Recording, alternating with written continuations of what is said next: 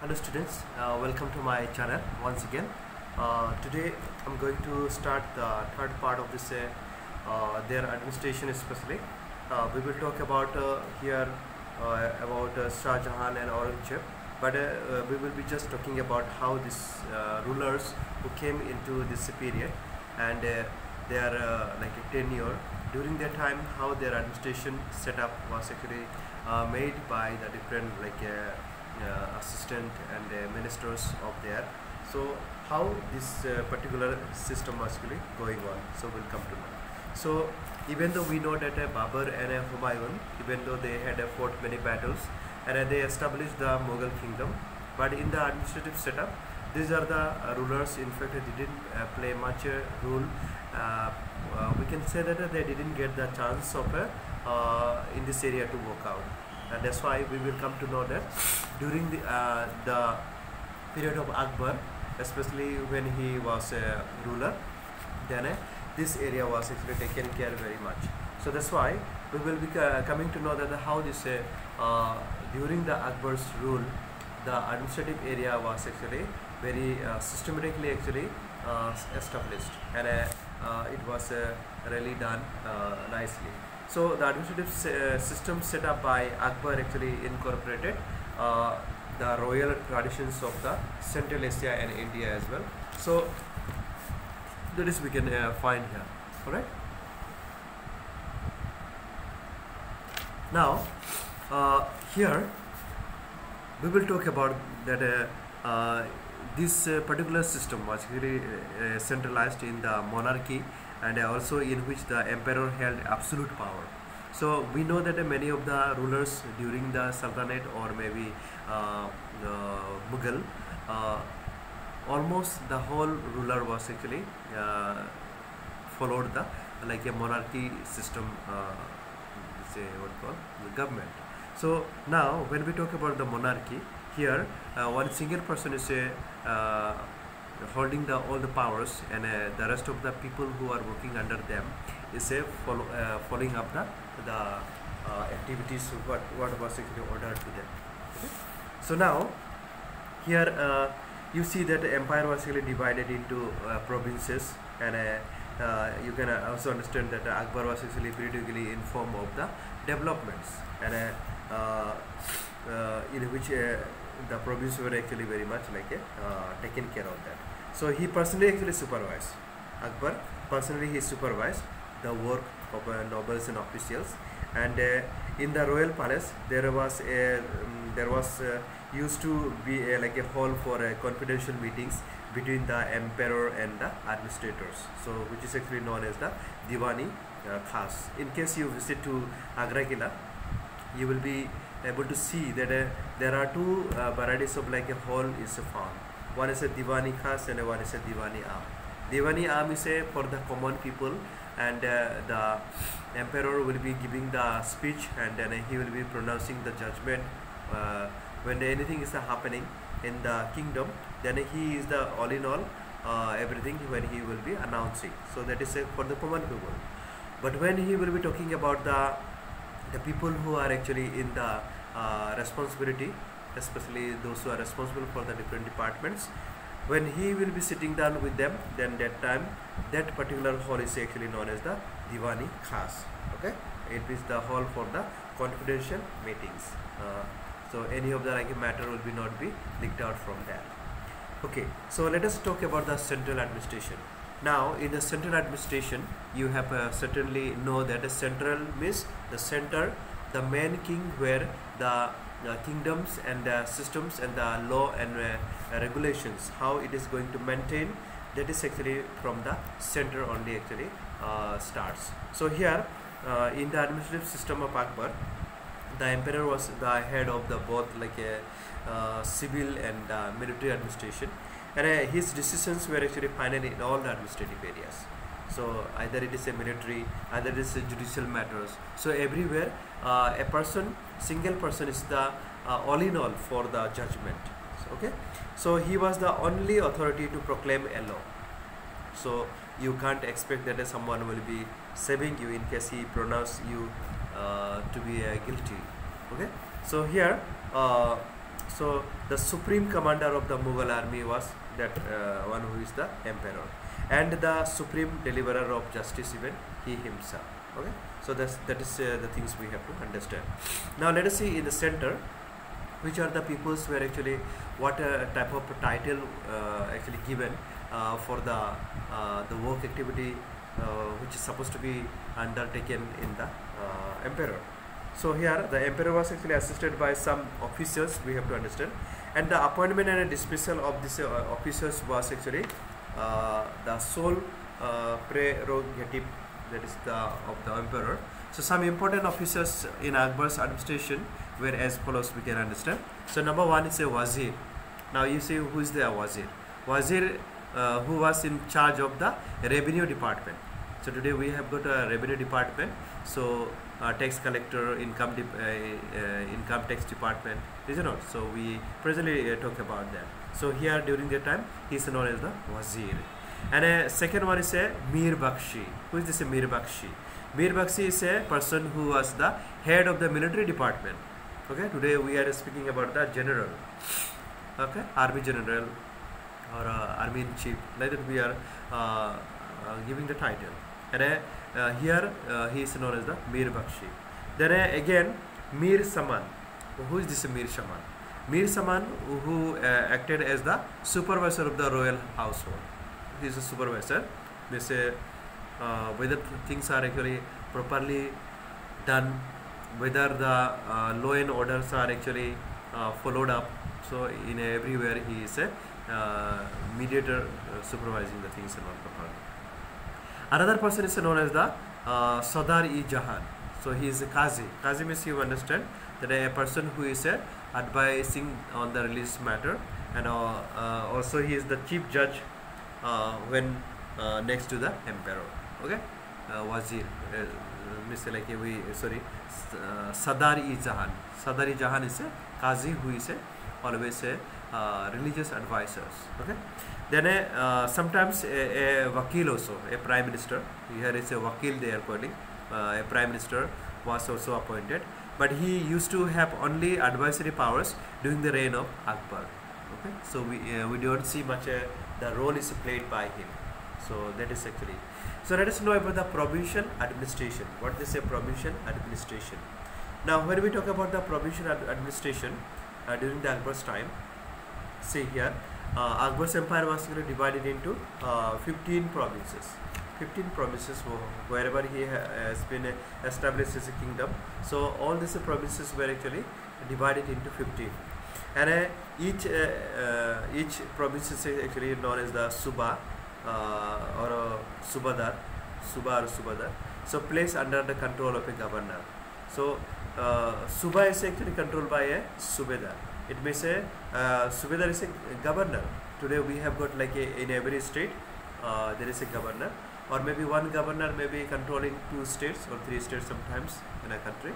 So here Suba is a kind of like a place where Subedar is actually controlling governor.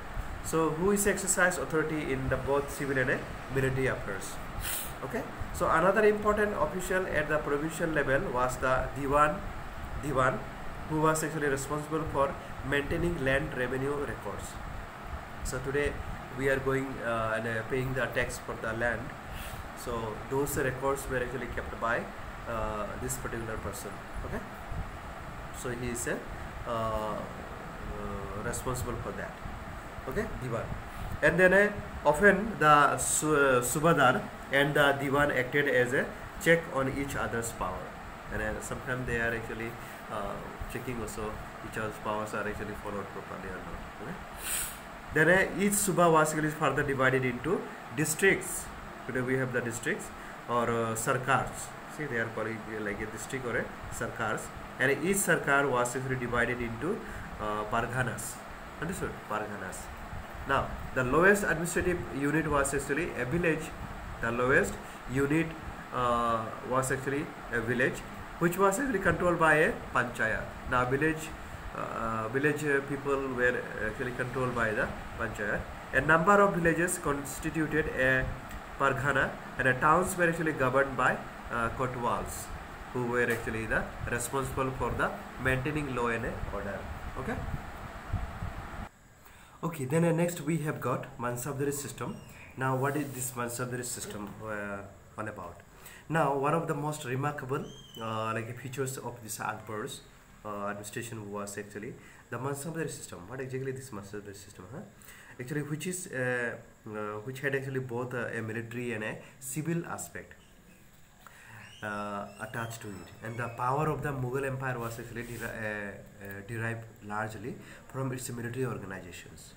So here what they do, apart from this maintaining a standing army and a group of trusted royal soldiers, like Akbar actually distributed the military responsibilities among the responsible groups, and here you can see that many of the officials as well. So this particular is known as the Mansabdars, and the Mansabdars were actually personally appointed by the emperor himself.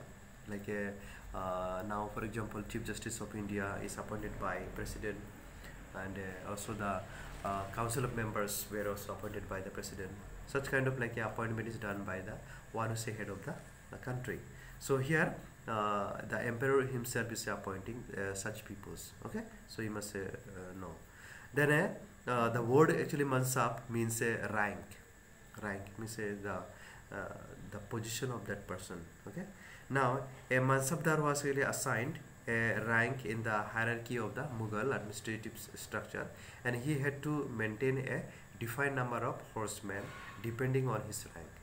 So now, one is a military chief, military commander. Under his troop, there should be a horse, and also the people who is very strong and knowing all the tricks. If any of the battles, suppose they want to go for fighting, then they are they should be capable.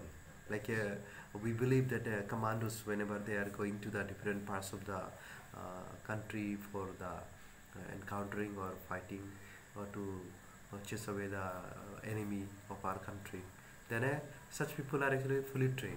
Means one single person is actually.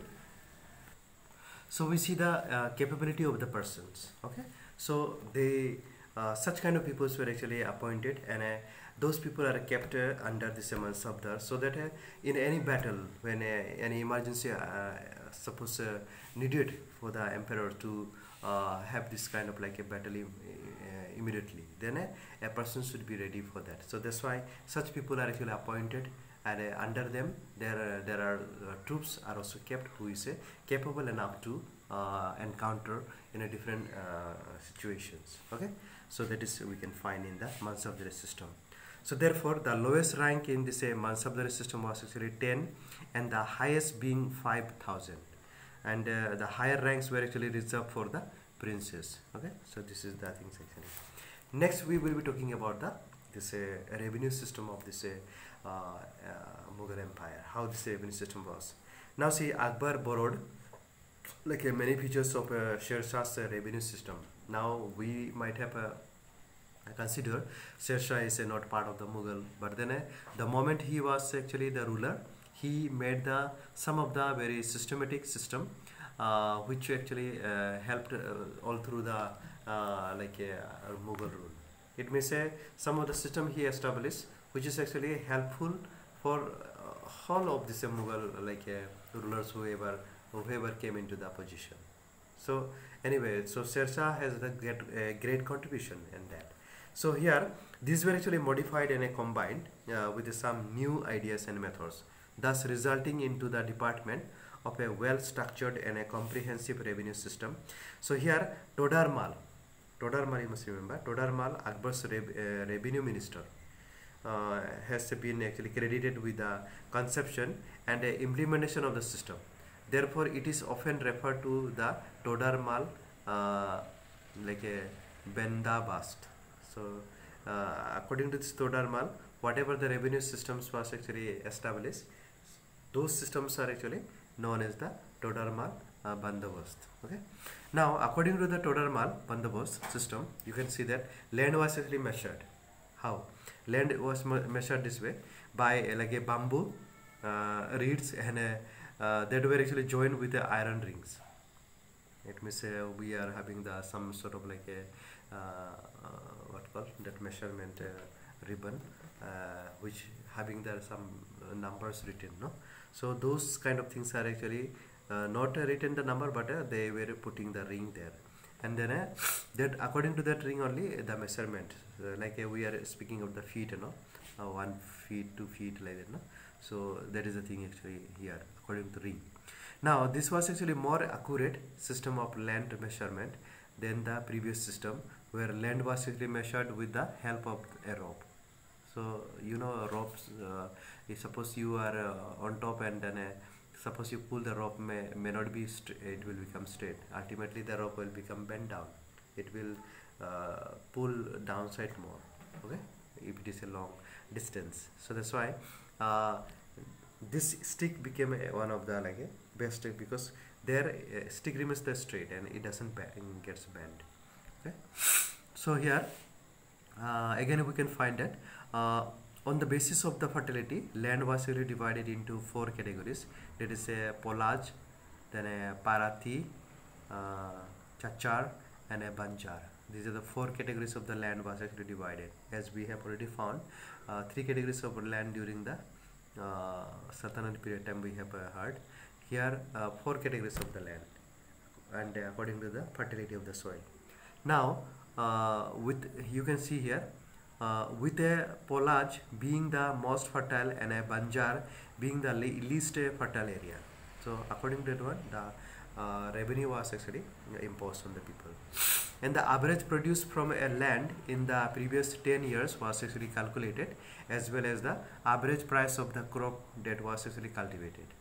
Okay, and then you can understand here the land revenue was actually determined on the basis of the these averages. It means whatever the cultivation today we get from the land, that depends upon the our land's fertility and land whether it is a good condition or not. So that is actually also matters a lot. Okay, so so here the pigeons could pay that in cash or in crops sometimes. So the rate of revenue was really fixed at 1/3 of the average also.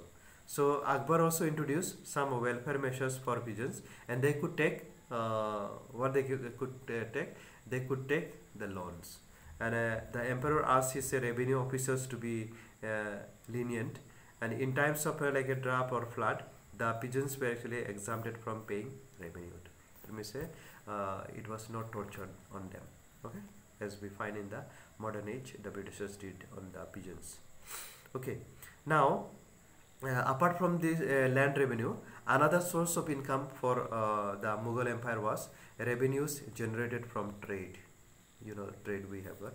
So Akbar encouraged both internal and foreign trade, and the traders of the Mughal era had established relations with China, Europe, and Central Asia, and the main items for export were textile, you must remember, indigo, and spices. It means from the Mughal period onwards, this indigo, spices were actually quite common in supplying to the different parts of the world. Okay, and lastly we will discuss about the religious policy. So here what about this religious policy? Now see, Fatehpur Sikri, must remember this name. Fatehpur Sikri was one of the new Mughal capital established by Akbar, and it was in the Fatehpur Sikri that Akbar sponsored a series of like debates among people from different religions such as like Christians, Hindus, Jains, and Zoroastrians. So a prayer hall called like a Ibadat Khana was built at Fatehpur Sikri. Perhaps you have seen a Lotus Temple. Have you gone to the Lotus Temple in Delhi? So you can see that in the Lotus Temple also different categories of people coming together, praying there,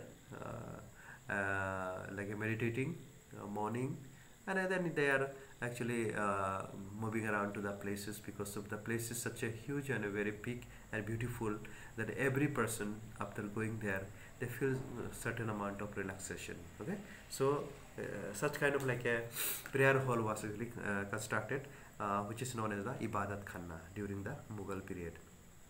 So in order to unite his empire on the basis of a common ideals, Akbar actually preached Sul-e-Kul, or the principle of universal peace. So he established this one. So he also laid down a new religious order, which was actually known as Din-e-Ilahi. This is very important. Din-e-Ilahi. It was not a new religion, rather a moral code based on the belief in one God, universal fraternity, mutual respect, and a peace, and the values that are actually accepted by all religions. Okay, it means whatever the different religions leaders came and together had a meeting, discussion, and then they opened up one prayer hall, and there every religion leaders and common people will come together, and then they will be discussing the matter very like a disciplined way. Okay, so this is actually done there. Let us see again what the things actually also happen here. Decline of the Mughal Empire. So the Mughal Empire was actually weakened considerably after Aurangzeb's death in 1707. So Mughal Empire's like a weakness entered because of the some of the great leaders actually passed away, and although the process of the disintegration had set in after Aurangzeb's death, the Mughal Empire actually lasted till 1857. Okay, 1857 CE, and when the last Mughal Emperor Bahadur Shah Jafar was actually arrested and exiled to Rangoon by the British, the later Mughal rulers were actually weak and inefficient. So a number of provinces took advantage of this situation and declared their independence later on. So from that time we can find that Mughal ruler actually have no more effect. Okay, so these are the few things that you have to know about these chapters. So in the next class we will talk about some other chapters. Okay, so thank you and have a great day.